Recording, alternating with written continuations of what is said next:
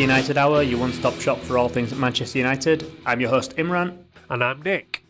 Yeah, we're flipping the usual roles as Nick is a bit under the weather and he doesn't know how much his voice can take. So you'll have me steering the ship and you'll have a better podcast for it, we'll all agree. We're here to talk about the 2-1 win for Man United down at Selhurst Park over Crystal Palace. Not a win that I think many people saw coming. We haven't won at Crystal Palace in a long time. We haven't really won away from home very much either. So it was a bit of a turnout as a result. And especially going 1-0 down, I think everyone thought, well, we know how this plays out. But credit to the team. We got the win, and we'll dig all into it. So, let's start off. Nick, how did you feel about a nice Sunday morning 12 o'clock kickoff? Yeah, I do think that's way too early for games. Just didn't kind of feel right that you're getting team news at like 10:30 in the morning. But yeah, it is what it is. I think it's also something like we hadn't played that early for 8 years. But yeah, maybe this is a slot we want to go for since it worked out for us. I do remember, I'm sure back in the day we used to have matches that kicked off at like 11 something. They were the ones. There used to be like at 11:45 on a Saturday or something, or 11:30 on a Saturday. I think it was the ones that had like major police and hooliganism worries. It was like Leeds or Liverpool, and they used to shove it at like 11:30 or 11:45 because they basically think people wouldn't have much time to drink and it might make a difference. So yeah, I do remember we had a few back then, but I don't know when those stopped. So yeah, 12 still feels early. It was a while early. ago. I definitely remember leaving for Old Trafford at like 9 a.m, which felt a bit ridiculous. But yeah, I mean, those were the days where we only ever could play Liverpool at lunchtime, and now we can play them on like Monday nights and stuff like that. So things have got better in that regard. So, team news at 10:45. Big change. Well, I say change.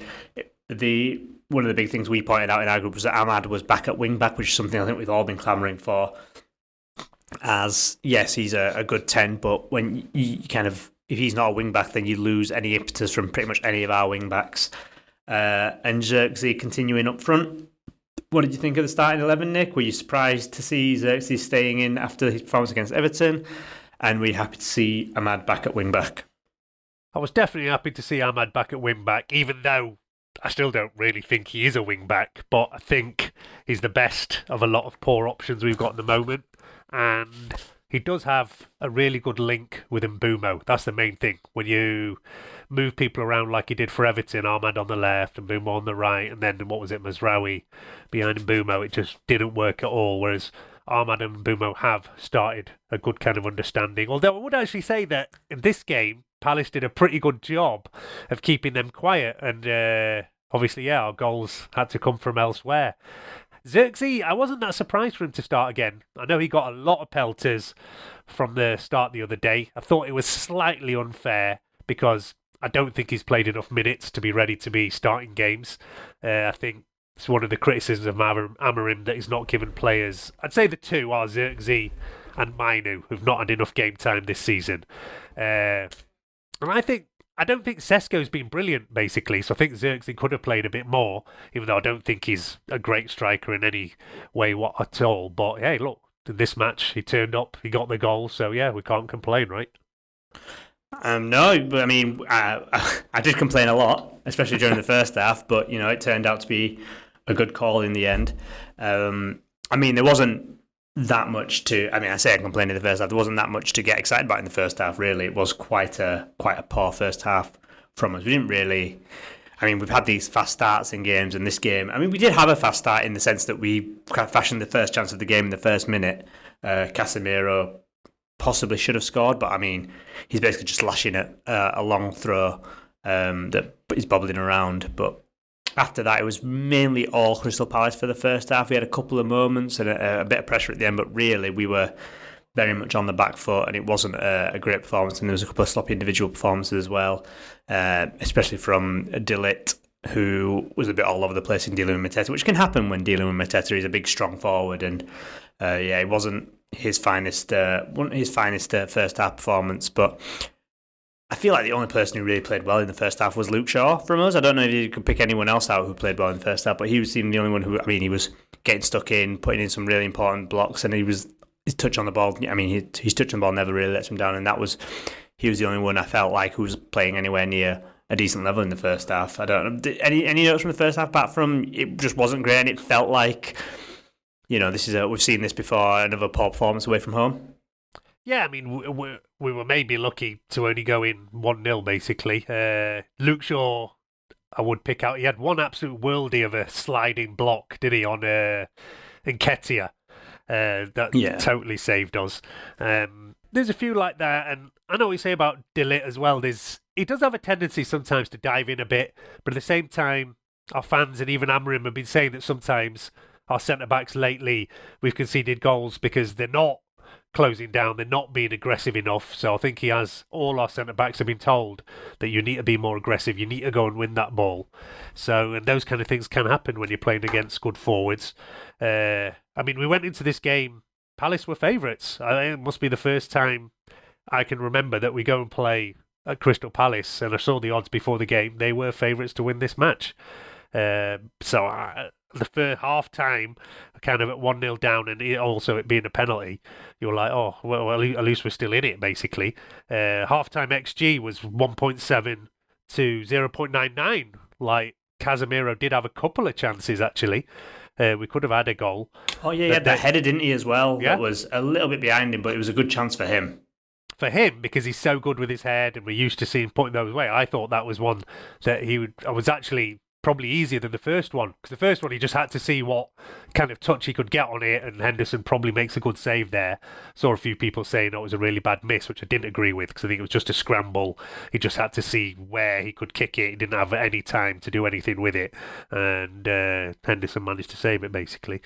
But yeah, look, we did have a couple of chances. Palace had more, and of course, giving away a penalty, and it was absolute stone wall penalty, wasn't it?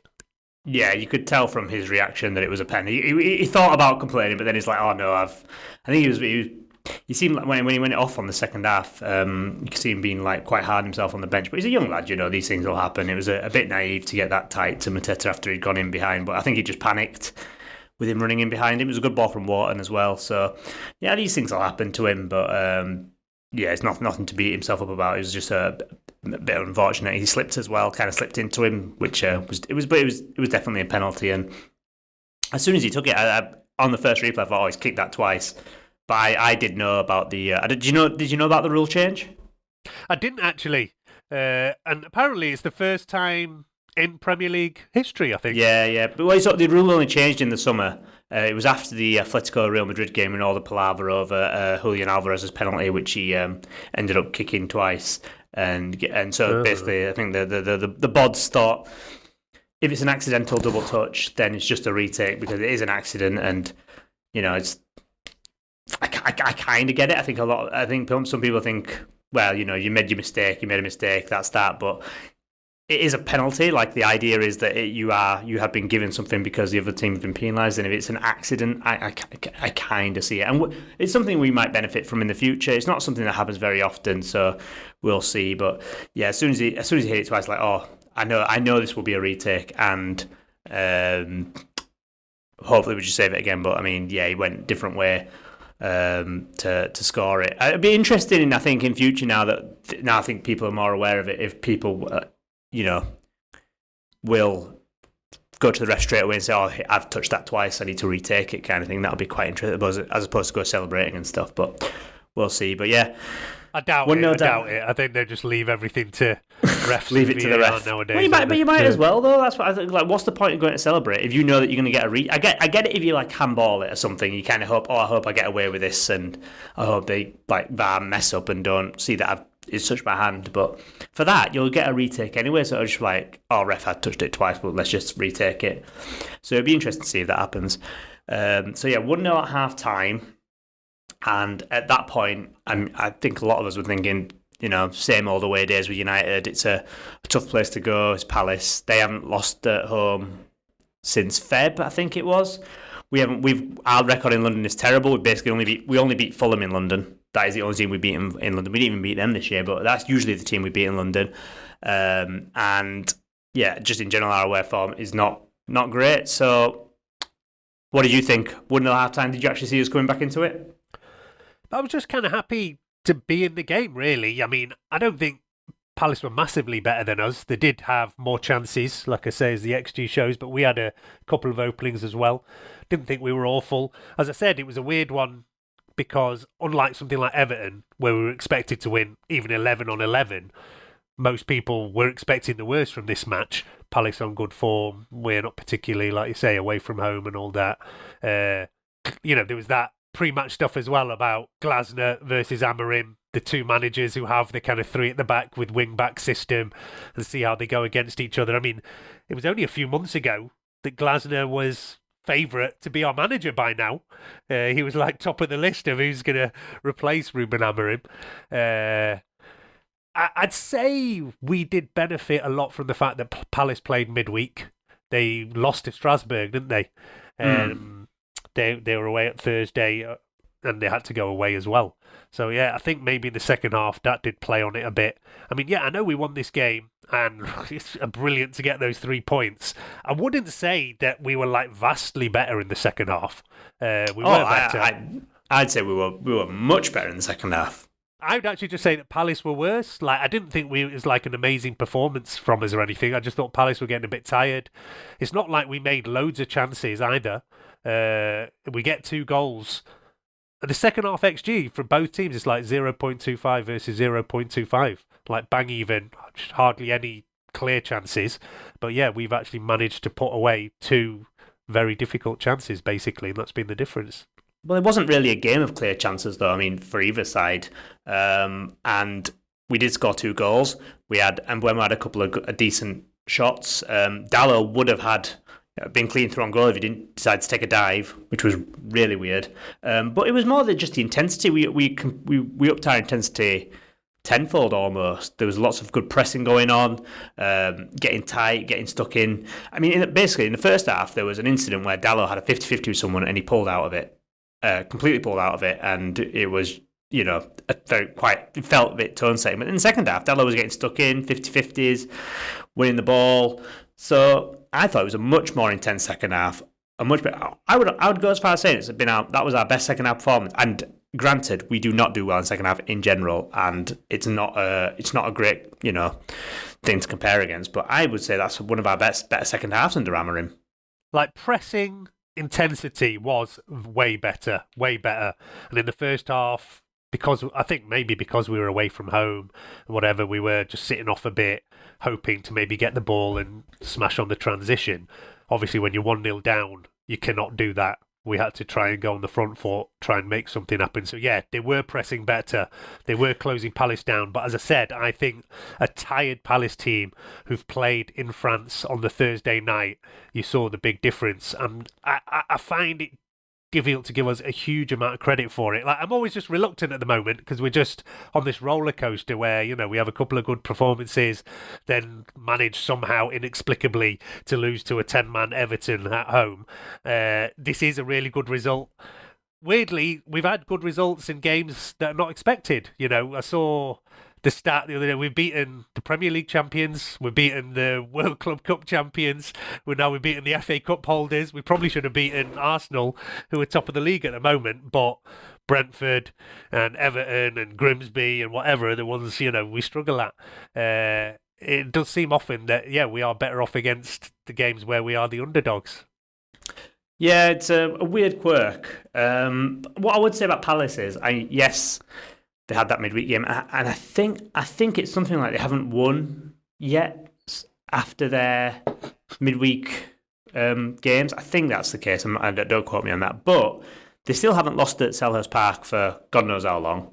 They were still 1-0 up, and yeah, they might have been tired, but we've seen us, kind of lower ourselves to that level, or we've seen us be tired in games.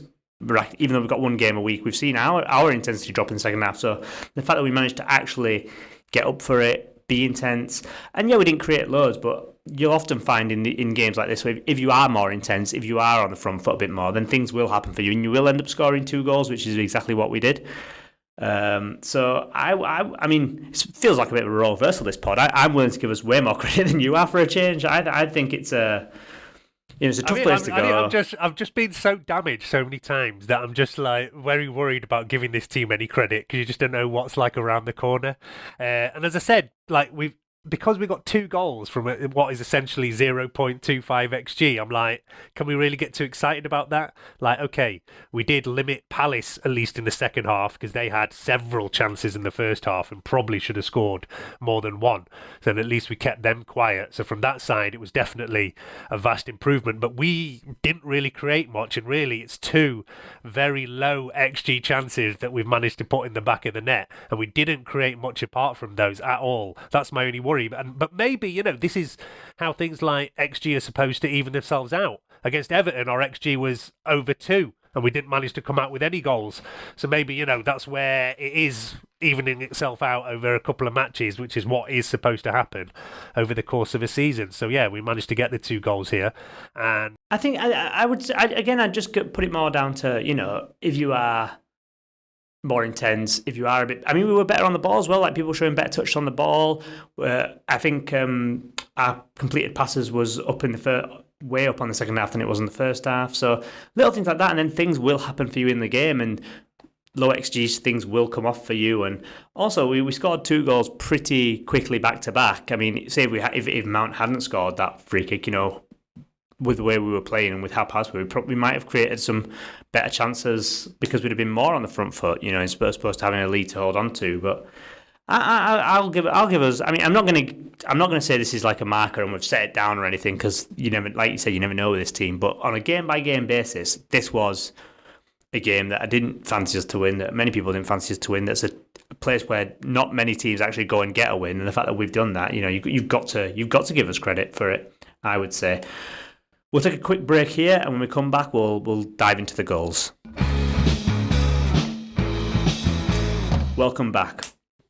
So, the first goal, Nick, I put it to you that when the ball is at Joshua Zirkzee and he's about to shoot, if I'd given you the option of this will go A, into the stands, B, into the side netting, C, out for a throw-in, or D, into the net, which would have been the last option you would have picked?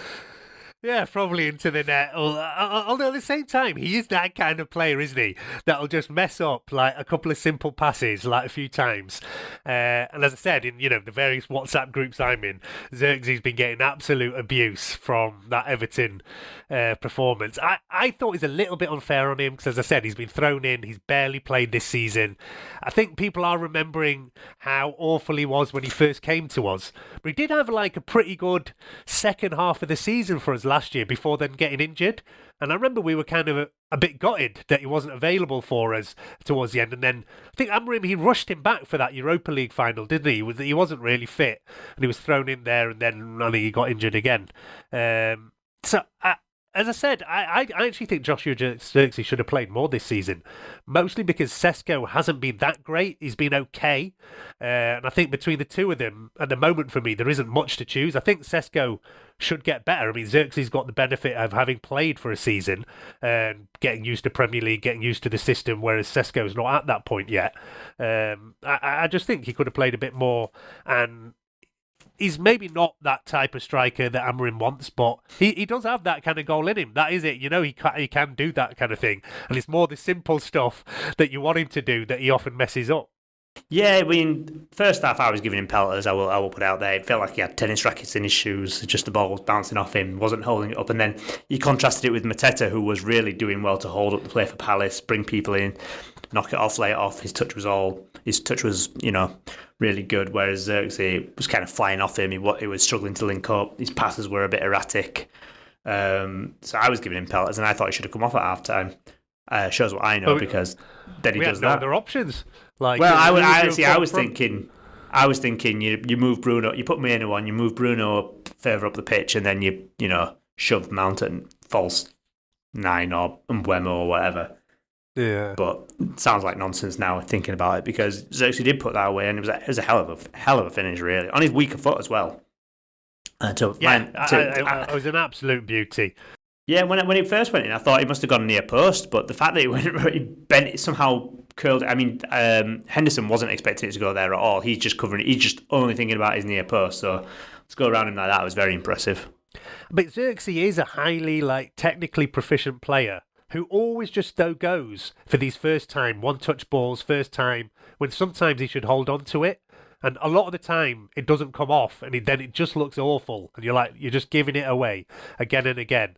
But if he takes a bit of time, thinks about it, then I actually think he's a better player than a lot of our fans think at the moment. And I think some people forget that he did have a good period for a few months, like before getting injured towards the end of last year.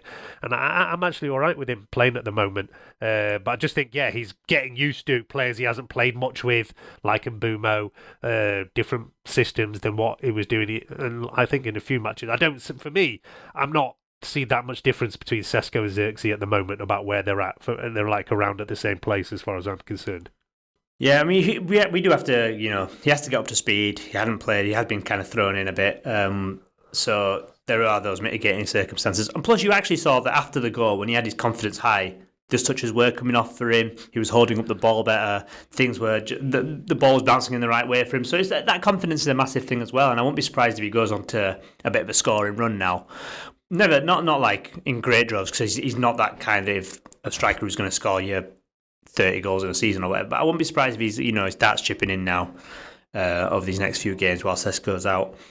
So that was the first goal from a set piece from Bruno, and then the second goal also came from a set piece from Bruno. When was the last time you can remember United scoring a laid off free kick? No idea. Nobody really does them anymore, do they? Exactly. Like, was it an indirect free kick? I didn't even really. No, it wasn't an indirect free kick. It was a foul on Dalot by Gay. So it was a normal free kick, and you never see people lay it off anymore, really. The last one I can think of was in the 8-2 game, where Young did it twice for Rooney. Yeah, it's just not. It doesn't seem to be a thing nowadays. Like, it's all about that dead ball, going for that shot. You just rarely ever see anyone like just lay it off like that. Bruno does go down with 2 assists from this game, and he now went ahead of Paul Scholes in the all-time assist list.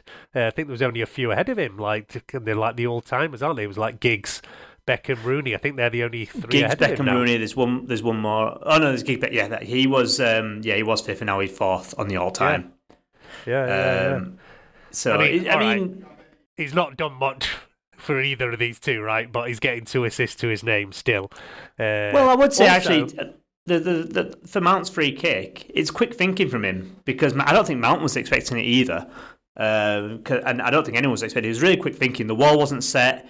Henderson wasn't happy with it. They were a bit all over the place. There was no one ready to charge down if it happened. So quick thinking and a really good strike from Mount. So I would actually give Bruno a bit of credit. And he did spot the run from Zirkzee as well, and he put a nice ball in. So not like the best assist in the world, but I would give him a bit of credit.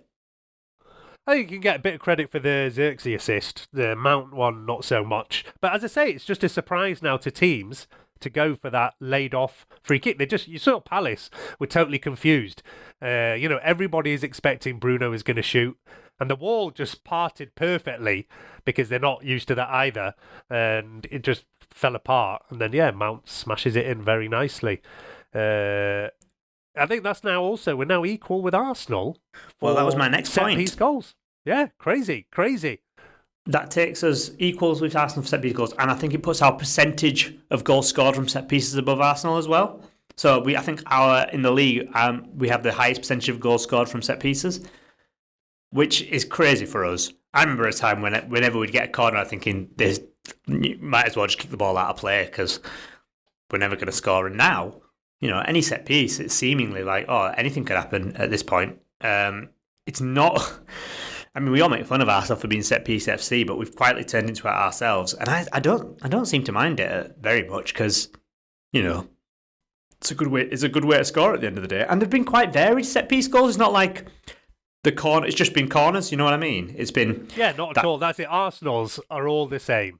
They're all just corners basically. Whereas and headers from Timber or Gabriel or whatever, and that's it. Whereas ours, like I wouldn't even necessarily put some of these down. Like Zirkzee's goal, is that a set piece goal? I mean, well, it is because he's putting it. But stuff like Ahmad's volley against God, I can't remember who it was when we were 2-2 that game.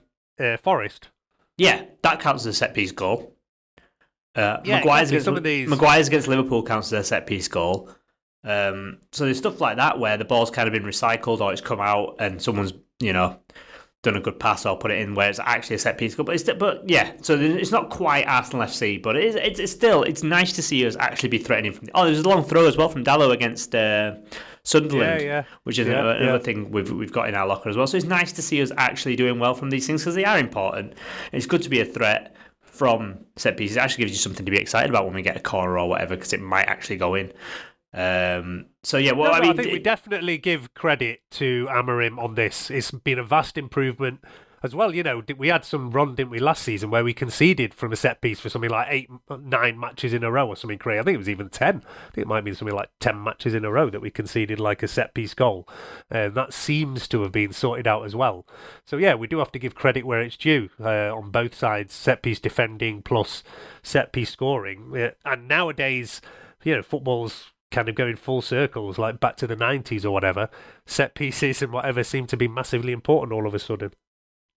Yeah, you have to give it credit for that. Like I said, I very much remember being at Old Trafford and us getting a corner and just thinking, well, there's no point in this. I think a huge part of it is Casemiro as well. Like, he is such a threat from these corners and these set pieces. I don't know how he managed to get his head on them all the time, but he's really good at that, and it's a big boost for us. So yeah, 2-1, and honestly, afterwards, Palace didn't really do anything. I felt this was one of the more comfortable. Usually we're 1-0 up or 1 goal up going into the last bits of the games, and I'm feeling a bit nervous, but I wasn't nervous at all in this game. We felt so comfortable. I wasn't worried at all. Were you? No, as I said, second half, Palace, we completely kept them in. They did not create hardly anything. As I said, I think they were looking tired. You heard Glasner in his post-match was moaning about the squad, saying we should have invested in summer, that we do not have a squad to be fighting on 2 fronts. And I think it's the first time I've heard him be quite openly not happy about what's going on. And he's totally blaming the club and not investing in the squad, basically, and saying, yeah, we can't deal with this. So, yeah, they ran out of steam. They didn't create anything. And, yeah, I felt relatively comfortable myself. We had the few subs. It was great. We didn't talk. I did want to talk a bit more about Yoro actually, because I think he's having a bit of a wobble for the first time in his United career. He's been brilliant since he came in. We were all very excited about him, but we were kind of like, oh, he's such a young player, showing so many things. But he was getting some criticism after Everton for his time on the ball. There's been a few mistakes from him for goals lately, either not closing down players. In this game, he's given away the penalty. And Mazraoui, who I totally agree with you, well, that's what I wanted to come awful. To. Yeah, awful as a wing back, but I think he should be coming in and playing at least half the time in that right centre back role. And I think once he came in, you saw it is so weird how he's really good right centre back.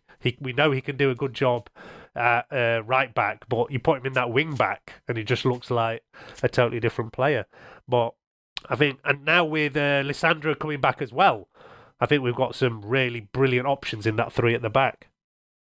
Yeah, I mean, I never want to see Mazraoui at wing back, and he shows he's built for that right centre back role. Really, he's good on the ball.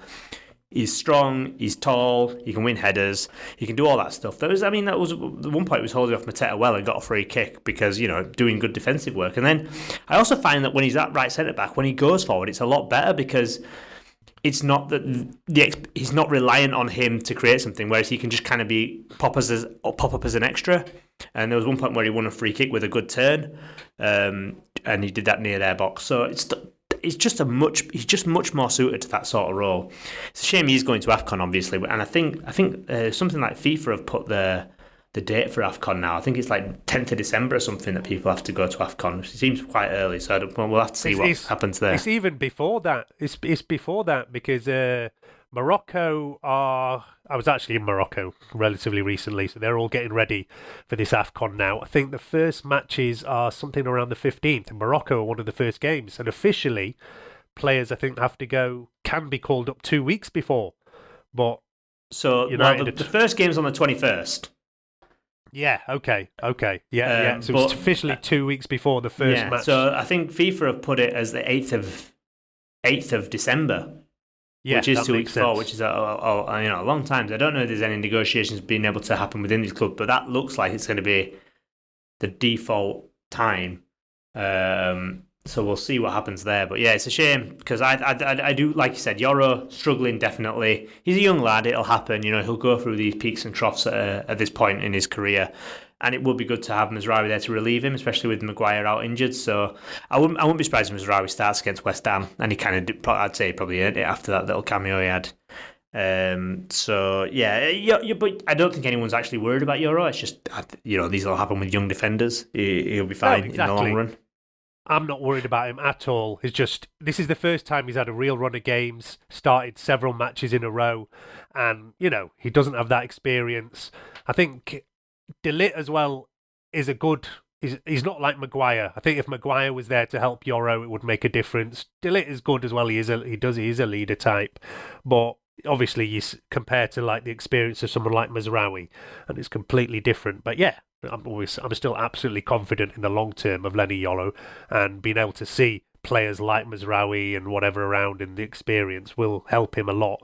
And he can come out. But yeah, Mazraoui should definitely play until he goes off, and let's see if we can negotiate something with Morocco. They start against Comoros, so they've not got the most difficult game to start with on paper, so I don't know if that'll make any difference.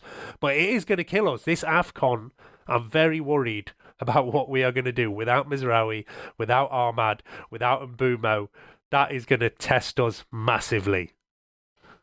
Yeah, I mean, we kind of touch on the dreaded AFCON every podcast at this point. We kind of think it's a problem for another day, but the problem is coming up soon. So we'll have to see. I mean, losing Ahmad and Buemo down that side is, I mean, that's a real big double punch for us.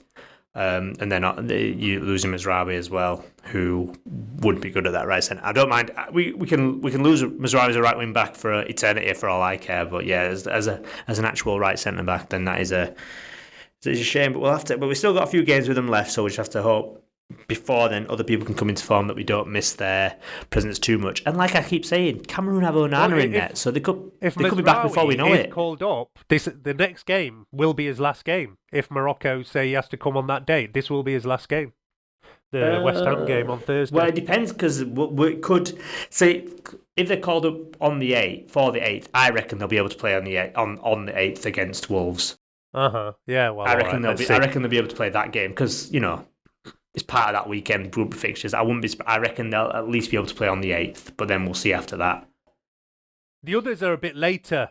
The first games for Cameroon, because Morocco are one of the first teams to kick off, so there might be a few extra days. So I think we will see, and Mbumo might stay, because I think Cameroon, they don't kick off till the 24th, so he should be definitely around for Wolves. And then, Ahmad, don't know when they're kicking off. But yeah, hopefully they'll have a few extra days, basically. 24th as well, Ivory Coast. So they should definitely be around for Wolves. Mazraoui might be the first one who has to go, so we'll see. West Ham could potentially be his last game, depending on what we agree with Morocco. So he has to play this West Ham game for sure. Yeah. So another substitute appearance from this game was Lisandro Martinez, who is now officially back, which is good to see. Where are you on Martins? I know I've heard a few people say, he's got to prove himself now as someone who can stay fit and stay in contention for a good period of time. Otherwise, we kind of have to cut our losses on him. Are you there yet, or are you? Yeah, my only question is fitness. But fitness is important. If you can't prove your fitness, then what good are you? Yeah, I mean, look, we've got Luke Shaw as the prime example, right? I think we all wrote him off many times. This season, all of a sudden, he's been available, fit for the whole season, has played game after game. I don't know. It's difficult to put any finger on it. Is this something to do with a change in our medical room? Or is he just... He's had these couple of periods before, and then suddenly gets an injury, and then you don't see him much for like 6 months. But, at the moment he's there. Having now Lisandro as an option to give him a rest as well will be a good thing. Because, I was actually surprised at how much Luke Shaw has played. He starts every game, and most of the time he was playing 90 minutes. Obviously, he's gone off in this match.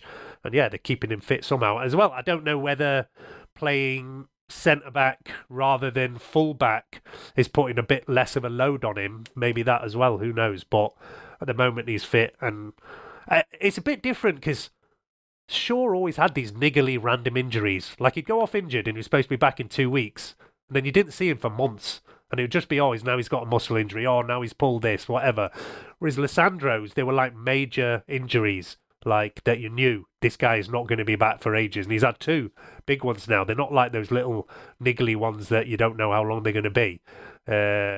He is also, we know he's that kind of player, tough tackling, ready to go head first. And that might be part of why he gets those kind of injuries. But look, he had that brief period where he was being that kind of most attacking of our centre backs, and he got a couple of goals last season, didn't he? Yes, I mean, I'm not. I don't. I still think he's got a longer leash than I think some of us would give him. I think, yeah, like I said, it's been big injuries. He'll be valuable to the team if he can come back in it and obviously stay fit. So yeah, I mean, I'm not done with him yet by any stretch of the imagination, and I would hope that he can go on a run. And to be honest with you, I really hope that either him or Shaw can play right centre back, because I think we'll need him there. Because they're both very good players, and it'd be a shame if it had to be one or the other all the time. And like you said, I don't know whether Luke Shaw could go back and play the win-back role. Well, like you said, I think it is helping him in the fitness stakes to be playing at left centre back. It's less up and down. I think he could play at wing back. I think he'd be a good wing back, but I don't know how good it would be for his body. But yeah, that might have to be an option as well, because we are we're so poor in the wing back area, and with AFCON coming, we literally have Dorgu and Dallo, which is not enough at all. So it might have to be Shaw or even Martinez, maybe. Maybe Martinez is the one who plays there. Either way, it feels ridiculous that it'll have to be either Shaw or Martinez all the time, and there should be a way that they can both play. Yeah, let's see. As I said, you wouldn't be surprised that we've got a few months out of Luke Shaw. I don't think, has he ever gone through a whole season for us not getting injured? So yeah. Yeah, but it's a World Cup year, so anything can happen. It's a World Cup year. All right, yeah, he's making a late run for the World Cup squad, yeah. Yeah, he often does show up for those, doesn't he? Exactly. Right, so we'll take another quick break here, and when we come back, we'll come back for the last part of the pod. Welcome back. So yeah, another 3 points for United after the. I have a theory in my head that if we'd beaten Everton, we wouldn't have won this game, just because that's the sort of thing that United do. But because we lost to Everton, we won this game, obviously. And now next up, we have 2. I mean, you'd have to say extremely winnable games. We've got West Ham at home and Wolves away. One thing, actually, before we go on the next lot, I did want to just talk about. We talked before about Baleba, Anderson. So yeah. Oh, there's Wharton. Yeah, the Wharton was on his audition, wasn't he? Because he's like option number 3. I mean, what did you think of him? Because these are supposed to be our 3 options. So it's been interesting just to watch them all against us this season. I think he's a quality player. I worry about him off the ball. I don't think he's very athletic, and I think that kind of showed in this game. He's on the ball, excellent passer of the football, great vision, great technique. I would just worry about him off the ball. But I think if you can partner him with someone who is, physical and can get about the pitch, then use him as, your passer. I think in a midfield too, I think he would do really well. But yeah, I'm still Elliot Anderson is still my number 1. And then I probably put Wharton 2 and Baleba 3. What about you? Yeah, I think I'm about there. Anderson does have a bit more to his game. He's like the full box-to-box. Wharton reminds me of Michael Carrick. I think he's that similar kind of player. And I think maybe he's actually better than he seems. Like Carrick, I always thought for ages was underappreciated. He's that kind of player when you only notice what he does when he's not there. And like you say, Wharton as well, he's often doing one-touch passes, quickly getting off, but just making the right decisions. And I think those kind of players sometimes in the English game especially don't get appreciated as much as they should do. So for me, Wharton is kind of the nearest thing to Michael Carrick that's around at the moment. I think on the ball, yeah. I think off the ball, he's still got a way to go. Yeah, possibly. He's still young, though, and, you can learn those kind of things. So, yeah, we'll see. But, yeah, for me, Anderson is the top option for sure. But I don't think Wharton did himself any harm in this game. Some few nice balls, and even in, attacking areas. So, yeah, he's definitely one to keep an eye on. Oh, definitely. He didn't harm himself at all. I do. I mean, it'd be nice if we could get both Anderson and Wharton. That would be a hell of a summer. I don't know if we have the funds for that, but I mean, we all know that next summer has to be the big midfield overhaul. So definitely one to look out for. So yeah, 2-1 Palace, great win, and now we move on to these two extremely winnable games. Even you this season, Nick, even you must say that we need 6 points from these games. There is no excuse for not having 6 points from these two games. Well, at the moment, I just have no idea. And like, it's these kind of games where you just say these are so obviously. I mean, they're both teams that. All right, West Ham probably are done with their new manager bounce, but they have been playing better since getting the new manager. Wolves, we have to beat. I mean, but as I say, it's those kind of games that we just seem to mess up nowadays. I mean, Wolves are awful. I mean, what are they on? 2 points. 2 points. Like, 2 points. It's primed for Wolves' first win of the season, isn't it? It's absolutely primed for it. That's exactly what I mean. Like, I still don't have any confidence in this team at the moment.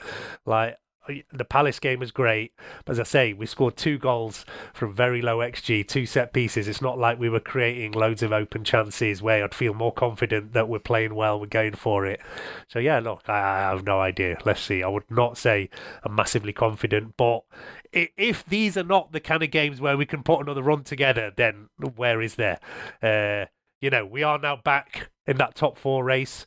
We cannot complain about our league position. I think we'd all be happy-ish to say we're going into December around like 6, 7 or whatever. Is fine for us. And it's all just so congested. If you can manage to get 2, 3 wins on a bounce, then the whole thing changes. Yeah, I mean, that's why we kind of have to get 6 points from these games, because it'll do our standing in the league a huge favour, because like you said, it is so congested. I think the difference between teams now in the league is it's so minimal for pretty much everyone. From I'd include Forest now. They've had a poor start really, but I think they're going to obviously get a lot better under Dyche. But Forest upwards now, between up until basically you get to like City and Chelsea, all those teams, anything can happen in games between them really. So you have to kind of win the games that are very, very winnable, and West Ham at home and Wolves away are extremely winnable, and I'll be very disappointed if it's anything but 6 points, really. Especially West Ham at home. We lost that one last year, and in a game that I don't think anyone wants to remember. They played Liverpool this weekend, lost 2-0. Paqueta got sent off in a very weird incident where he just kept on arguing with the ref, basically begging to be sent off. That. And, so, he then posted some stuff online, didn't he? Like about not being helped, and it was a whole bizarre thing. But apparently, like I mean, West Ham fans, they're not happy with him. I think he gets a lot of credit from people who don't watch West Ham rather than people who do watch West Ham. So he might not actually be a big loss for them than we hope he would be. I do kind of understand him though, because for 2 years he was like, under this dark cloud, and now people still say, just assume, like, because when you get allegations nowadays, they just stick. So he had these allegations of, spot betting and whatever, but in the end, he was completely cleared. But even now, people will say, oh, he's on the take for this red card. There's no way anyone would do that or whatever. So it just sticks now that he is a dodgy guy, that he has been doing dodgy bets, but he was completely cleared of it all. See, I didn't even know he was completely cleared. That's what I'm saying. No, but allegations nowadays just stick. Like, you get accused of something, and everybody just thinks that guy was guilty. But he was officially. He's not. He was cleared of it all. So yeah, I do get like how frustrating it can be for somebody like that. But yeah, it was weird because you even saw opposition. It was Allison, wasn't it, who was trying to calm him down. At that point, where people are just like, look, you need to... All players are trying to calm him down. And it was over nothing. It was over so nothing, but, anyway, it's good for us. Yeah, in theory, but like I said, West Ham fans will tell you actually probably much of a muchness with him being in or out of the team, but he might be one of those players who actually decides to come to Old Trafford and raise his game. So probably better for us overall if he's not on the pitch. Are you going on Thursday night? I'm not actually. Thursday night is my daughter's football training night, so I will just manage to get home to watch it on TV. So I will not be going to this one. Yeah. Nick's lost his top red card there. Well, as I say, I think I'm allowed to prioritise the junior football. I'm not doing as much coaching this season. Last season I was doing quite a lot of coaching as well, so I had to be there. So I actually don't have to be there this season. But she does 2 hours training on a Thursday night, and we've got a big cup final. Yeah, my daughter's team just won the semi-final last weekend, so it's not this weekend, but weekend after is their Christmas Cup final. So yeah, that takes priority, I'm afraid. I mean, obviously I'll still be watching every minute of this game on TV, but I will not be going to Old Trafford for it. What about you? You going? Yeah, I'll be there. Hindsight, fantastically managed to miss the Everton game, which was very fortunate for me. But I'll be at the West Ham game. I'm really hoping for a win. We should win, really. I just want us to... if we have a fast start, if we keep up the intensity, if we actually, we just basically do the opposite of the Everton game, we will win. But, and hopefully Cunha should be back as well, which will make a big difference. I'm not sure he'll come straight into the team, but him being there will be a difference maker, at least off the bench. Do you see anything other than a United win, or are you just hands up, who knows? I'm expecting it, but as I said, nowadays, after things like Everton and whatever, you're just like, can we trust this team to show up? Of course we should win this game. We don't have that many. West Ham and then Wolves is about as good a run as you should be getting to get like 3 wins in a row.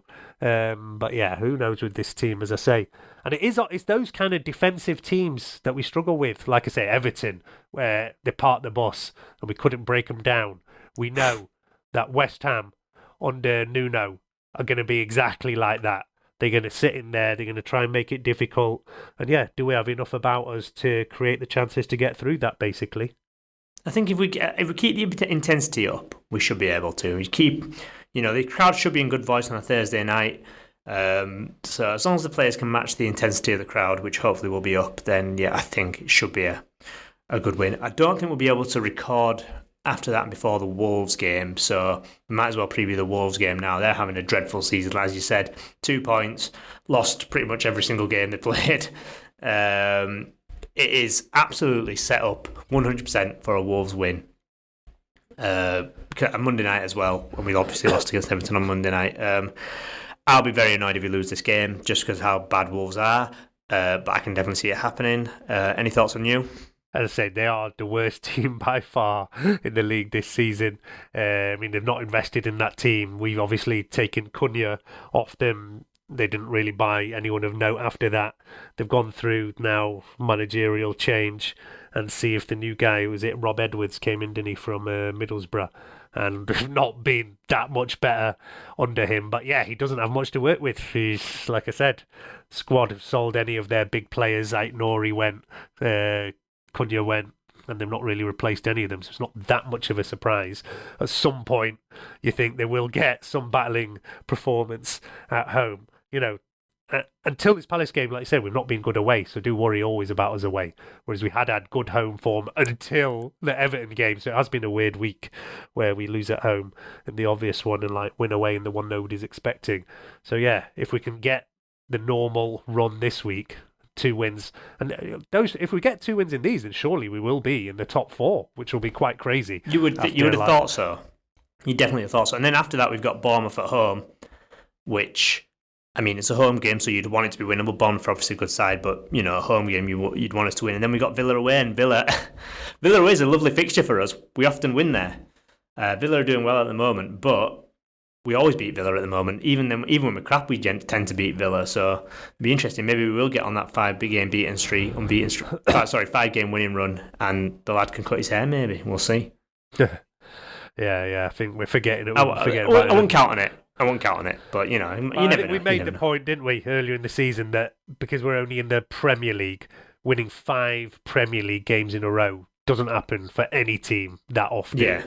Yeah. Normally, when you win 5 in a row, there's some European low-level qualifier League Cup game in there or something like that. Even for the top team, I don't think Arsenal have not won 5 Premier League games this in a row this season. So yeah, it is a difficult one. That well, one big thing that's happening this weekend as well is there'll be the FA Cup draw, which is actually massive for us because I mean, last year we drew Arsenal away in the third round. We definitely don't want Arsenal away in the third round of this one because this is a big competition for us this year, is the FA Cup. So you're hoping for a nice gentle. We drew Grimsby away and we saw how that happened in the League Cup. But, you want a nice gentle cup draw and hopefully we go on a cup run. So that's happening this weekend as well. So keep your eye out for that. There's been no United women action as the internationals have been going on. It was a good day for Ella Toon though, as England won 8-0 against China, I think it was, and she got 3 assists and a goal. So well done, Ella Toon. Yeah. And I do think that was all a bit of a waste of time. It was a massive waste of time. But Lionesses are playing these games, and the women, they're so tired. Like we're talking about Palace struggling to fight on 2 fronts, first time in Europe. It's the same for Man United women. They do not have the squad, and after a really good start to the season, they've now all of a sudden been struggling. And I didn't want to see Ella Toon play 90 minutes against China in a waste of time friendly. Maya Letitia also started it. She probably does need to play because she's fighting for an England place, hasn't played that much. The women are playing West Ham as well, I think. Yeah, they're playing West Ham on the weekend. On Sunday. West Ham were like second bottom in the WSL, so should be a routine win for United in that game, you'd hope. Well, I think nearly the whole squad are away on international duty, so who knows? I don't know what kind of state they're all going to come back in. I hope Toon doesn't play any part. I think Lionesses are playing Ghana midweek, maybe tomorrow even at some point, so another pointless friendly. We did away with pointless friendlies in the men's game. I think they need to look at that in the women's game. It's a total waste of time, basically. Well said. So we've got West Ham on Thursday, Wolves on Monday. We'll probably come back with a pod after the Wolves game, unless anything absolutely dramatic happens in the West Ham game that we just have to talk about it. But you'd hope it's just a routine win and we can all move on to that Wolves game. Is there anything else from you, Nick, for this pod? No, I think that's it. I'm just glad my voice has lasted. If I'm sounding a bit more nasal than usual, and I did keep muting it whenever there was a cough, so hopefully I've not recorded any of my coughing fits in the middle of it. We all want to hear that. That's what we all want to hear. Yeah, exactly. But yeah, putting my body on the line for their listeners here to make sure we churn out another podcast. Yeah, as you follow us on Twitter, Instagram, whatever, all the good stuff. And if you honestly believe that I do a better hosting job than Nick, then obviously leave that feedback as well, and we can, let Nick know that he's not needed around here. I actually quite enjoy not being the host. Like, I don't know when, back in the day, we always used to rotate it, didn't we? At some point, I kind of just became the de facto host. No, you didn't become de facto.